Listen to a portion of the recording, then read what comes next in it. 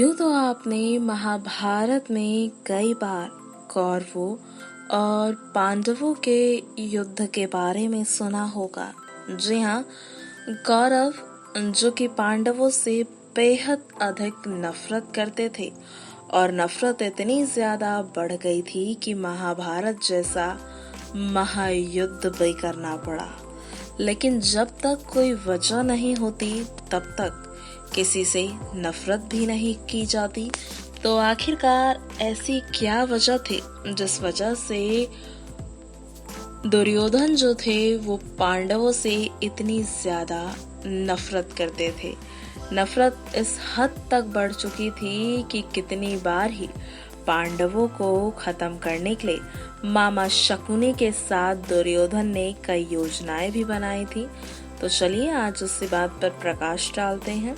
दरअसल सुयोधन का अर्थ होता है भीषण आघातों को सहने वाला। दुर्योधन का जन्म माता गांधारी के कोख से हुआ। जन्म से ही दुर्योधन विवादों और कई लोगों का महत्वाकांक्षाओं का बलि चढ़ा।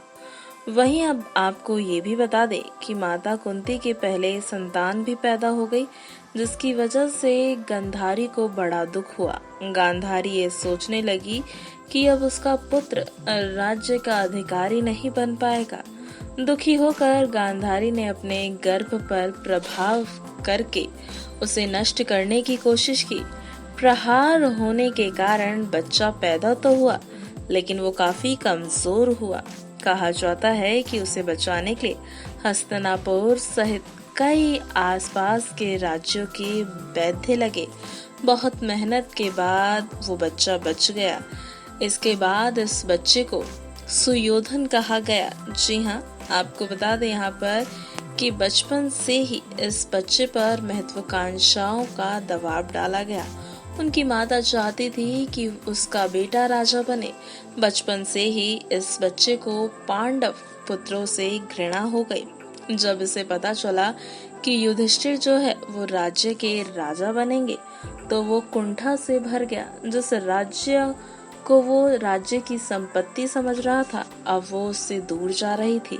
यहीं से सुयोधन से दुर्योधन का जन्म हुआ।